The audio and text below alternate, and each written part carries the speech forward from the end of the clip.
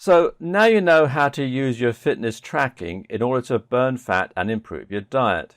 Know the calories in and the calories out and sway them in your favor. Sorted. Likewise, you know how to use fitness tracking just to feel better. You keep a log of all your activities, your diet and your habit, and then make regular notes of how you feel. Look for correlations and you're golden. But what about training and working out? How do you use fitness trackers to improve your effectiveness in that domain? One very useful tool for training that presents itself once you start tracking your fitness and your training is the optimum fat burning zone. The fat burning zone is a somewhat controversial topic, as some people will claim that it doesn't exist. Is this true? Well, yes and no.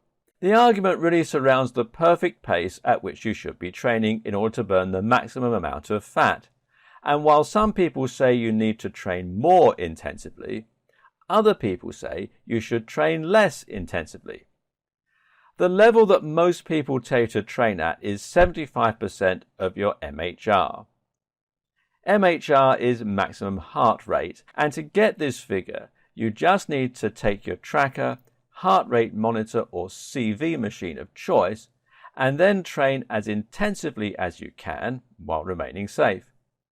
You'll find that your data shows the point at which you peaked, and if you take that number, that is your MHR. 75%, according to many, is your optimum fat burning zone, and the zone at which you should try to stay within when training in order to shed pounds. Interestingly though, it seems that a higher level of intensity is going to be more useful for burning the maximum number of calories.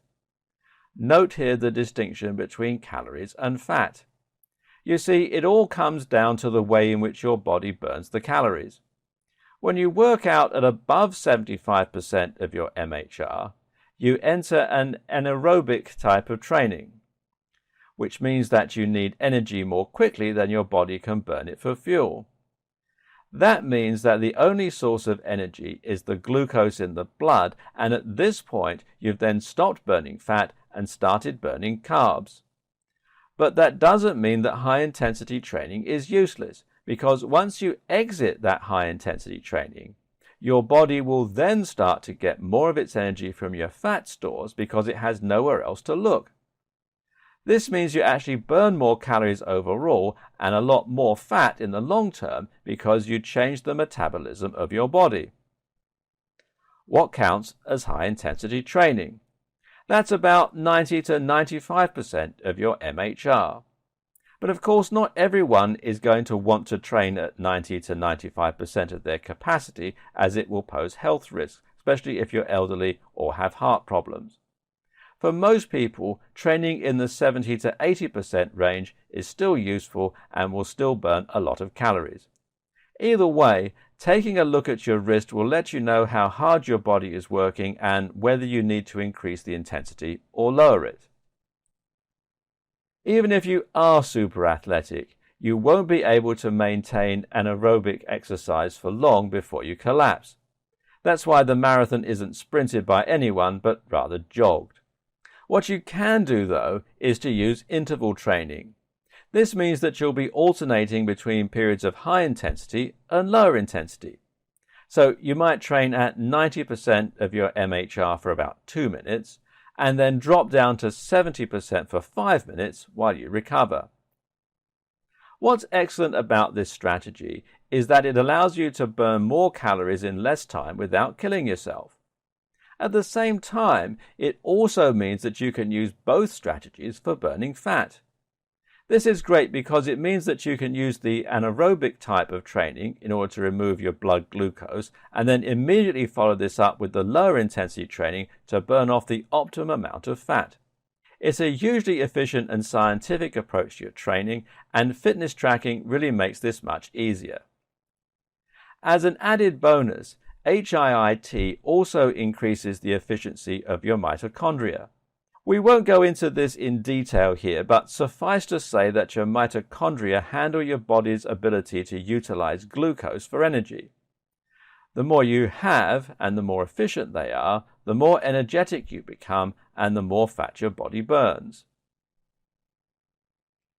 Using these strategies, you can use your fitness tracker in order to improve the efficiency of your workouts and to burn more calories. If you're interested in doing HIIT, then look for a fitness tracker with guided workouts such as the Microsoft Band 2.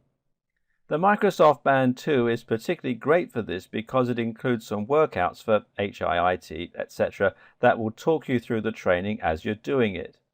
This means you know exactly when to increase the tempo and when to lower it, and you're never left guessing. You can even find programs over the course of several weeks, almost like having a personal trainer right there with you.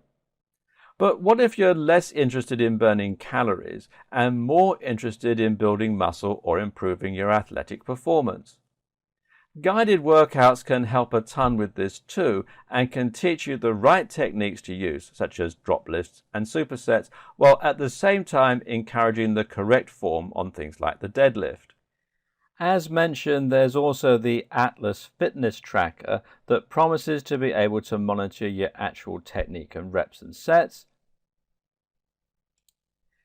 and the Gym Watch to measure strength.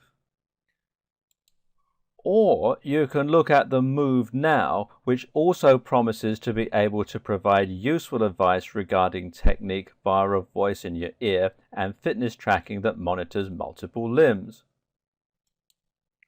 Another option is to use Xbox Fitness, which will use the Kinect on Xbox One to analyze your actual movements and potentially even combine this information with data from the Microsoft Band 2. As mentioned though, simply keeping track of your regime and monitoring improvements in your strength can go a long way to telling you whether your current techniques and programming are working. Another vitally important metric or readout that your trackers should offer you relating to your training is your recovery. The best trackers, and especially those designed with running in mind, will be able to tell you exactly how long you need to rest before you can train again. If you do a particularly intense workout for, say, 1.5 hours, it might recommend you wait a few days. Heed this warning. This is one of the biggest things that a lot of people get wrong when starting out in the gym. They train super hard for 5 days a week and they don't give their bodies time to recover. Remember, this is very often straight off the back of doing nothing. Unsurprisingly, they reach burnout pretty quickly, which is more technically known as overtraining. At that point, they then find themselves unable to make it to the gym at all anymore, and they see all of their enthusiasm fade. Slow and steady wins the race. Listen to this recommendation.